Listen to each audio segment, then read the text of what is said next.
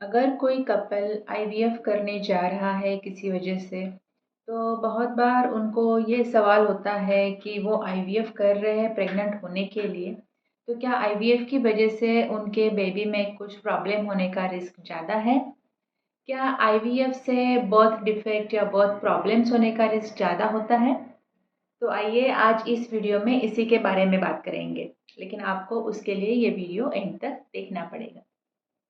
हाय, मेरा नाम डॉक्टर मंजूश्री कोठेकर है।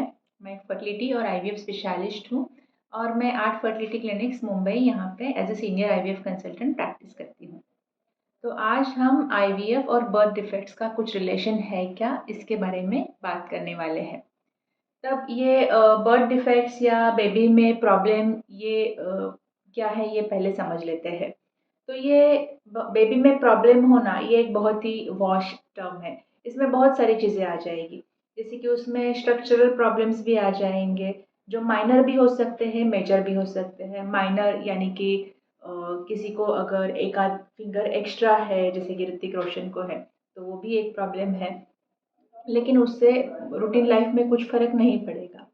और मेजर प्रॉब्लम भी आ सकते हैं, जैसे कि हार्ट में प्रॉब्लम या किडनीज में प्रॉब्लम या बाकी किसी ऑर्गन में प्रॉब्लम, ब्रेन में प्रॉब्लम या स्कल में प्रॉब्लम, वो मेजर प्रॉब्लम्स हो जाते हैं। स्ट्रक्चरल डिफेक्ट के अलावा और क्या प्रॉब्लम हो सकते हैं? जेनेटिक डिफेक्ट, जिसकी वजह से मल्टीफैक्टोरियल हो जाता है प्रेजेंटेशन, बहुत जगह पे बहुत साइड्स पे प्रॉब्लम आ जाता है।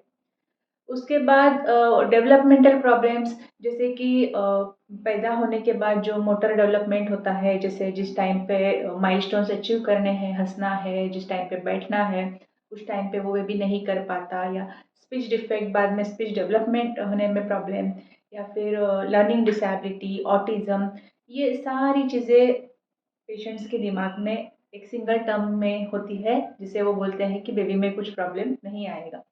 तो आप देख सकते हो कि ये टर्म जितना वास्ट है, उतने ही उसके रीजंस भी वास्ट है। एक रीजन नहीं है ये सब कुछ होने का। अलग अलग रीजंस की वजह से अलग अलग प्रॉब्लम्स आ सकते हैं।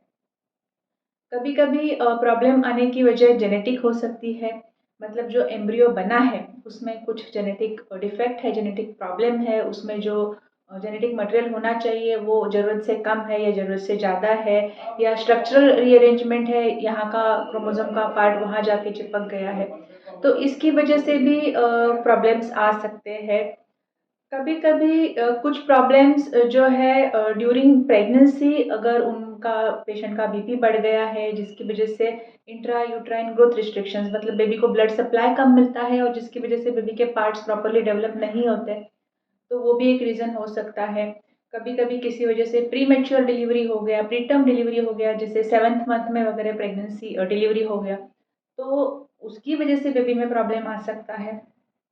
कोई कोई प्रॉब्लम बर्थ प्रोसेस में, मतलब जब जिस टाइम पे बर्थ हो रहा है उस टाइम पे बेबी को ऑक्सीजन सप्लाई कम मिला, ब्लड सप्लाई कम मिला, उसकी वजह से उनके ब्रेन को ऑक्सीजन सप्लाई कम हुआ, हाइपोक्सिया हुआ, इसकी वजह से प्रॉब्लम आ सकता है। वो बेबी डिलीवरी के बाद तुरंत क्राई नहीं कर पाते, उनको ऑक्सीजन सप्लाई नहीं मिल पाता, तो वहाँ पे भी प्रॉब्लम आ सकता है। और कुछ-कुछ प्रॉब्लम्स ऐसे ही होते हैं कि जिनका अभी तक साइंस रीज़न फाइंड आउट नहीं कर पाया। हमारे लिए वो अभी तक एन अनएक्सप्लेन्ड कैटेगरी में है कि एग्ज़ैक्टली किस वजह से वो प्रॉब्लम हुआ है, अभी तक नहीं पता। तो जैसे इसका रीज़न्स बहुत सारे हो सकते हैं, तो ऑब्वियसली उसका फैक्टर भी एक ही नहीं रहेगा। अभी देखते हैं कि हम आईवीएफ में क्या कर रहे हैं। तो नेचुरली प्रेगनेंसी कैसे होता है? नेचुरली आपका फॉलिकल रप्चर होता है, उसके अंदर का एग रिलीज होता है, वो ट्यूब में जाता है, और अगर स्पर्म उसके जब तक वो एग वायबल है 24 आवर्स में, तब तक स्पर्म वहाँ तक पहुँचे, तो दोनों फर्टिलाइज हो जाएंगे, उनका एम्ब्रियो बनेगा और वो एम्ब्रियो ग्रो होके अच्छा होगा तो इम्प्लांट हो जाएगा यूट्रस के अंदर, और इस तरह से प्रेगनेंसी रहता है नेचुरली। जब हम आईवीएफ करते हैं तो यही प्रोसेस, सेम प्रोसेस हम बॉडी के बाहर करते हैं, लेकिन उसके लिए एग्स आपके ही लेते हैं बढ़ा के, स्पर्म भी आपके हस्बैंड के लेते हैं, तो प्रोडक्ट सेम है, आईवीएफ रहे या नेचुरल प्रेगनेंसी रहे, उसके लिए लगने वाले इंग्रेडिएंट्स भी सेम है, वही एग है, वही स्पर्म है, लेकिन सिर्फ बनाने का तरीका अलग है। तो इन इंग्रेडिएंट्स की वजह से मतलब एग या स्पर्म में कुछ प्रॉब्लम है, उसकी वजह से अगर एम्ब्रियो में कुछ प्रॉब्लम आ सकता है तो वो नेचुरल प्रेगनेंसी में भी आ सकता है और आईवीएफ प्रेगनेंसी में भी आ सकता है। हम आईवीएफ कर रहे हैं इसके लिए ये प्रॉब्लम आने का रिस्क नहीं बढ़ेगा। वो अगर नेचुरली एग या स्पर्म में कुछ डिफेक्ट है तो ऑब्वियसली उस एम्ब्रियो में डिफेक्ट आ सकता है, लेकिन आईवीएफ की वजह से ये रिस्क नहीं बढ़ेगा।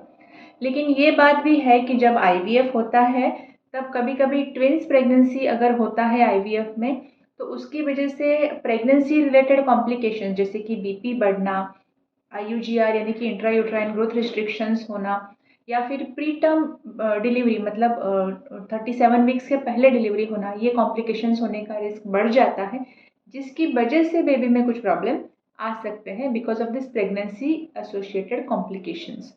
तो इसीलिए हम हमेशा पेशेंट को यही एडवाइस देते हैं कि आप सिंगल प्रेगनेंसी के लिए ही एम करो।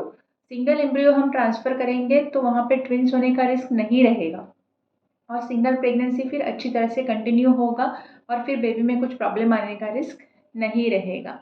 जब भी आप कंसीव करते हो तो ये सब फैक्टर्स ध्यान में रखते हुए आपको एम्ब्रियो ट्रांसफ़र का डिसीजन लेना होगा। और कंसीव होने के बाद भी कुछ स्क्रीनिंग टेस्ट है बेबी में प्रॉब्लम नहीं है ना देखने के लिए, जो 9 वीक्स को या 11 वीक्स को करने होते हैं। एक डिटेल सोनोग्राफी होता है जो 18 to 20 वीक्स में करना होता है। ये सब केयर आपको प्रॉपरली लेना ही है, आपको प्रॉपर ऑब्स्टेटिक केयर की ज़रूरत है। डिलीवरी भी भले नॉर्मल हो या भले सिजेरियन हो, टाइम पे होना, उसमें बर्थ रिलेटेड प्रॉब्लम्स नहीं होना, ये भी ज़रूरी होगा। लेकिन ये प्रिकॉशंस आप नेचुरली प्रेग्नेंट होगे तो भी अप्लाई करेंगे। तो आईवीएफ करने की वजह से बेबी में प्रॉब्लम आने का रिस्क ज़्यादा नहीं होता है। तो आज के लिए इतना ही। आई होप कि आपके सारे डाउट्स क्लियर हो चुके हो, और अगर आपको इसके बारे में और कुछ क्वेश्चंस है तो आप नीचे कमेंट्स में पूछ सकते हो, या कंसल्टेशन के लिए आना है तो हमारा क्लिनिक मुंबई में है, कुर्ला और चेंबूर एरिया में, और यूट्यूब से आने वाले पेशेंट्स को हमेशा फर्स्ट कंसल्टेशन फ्री रहेगा। Thank you.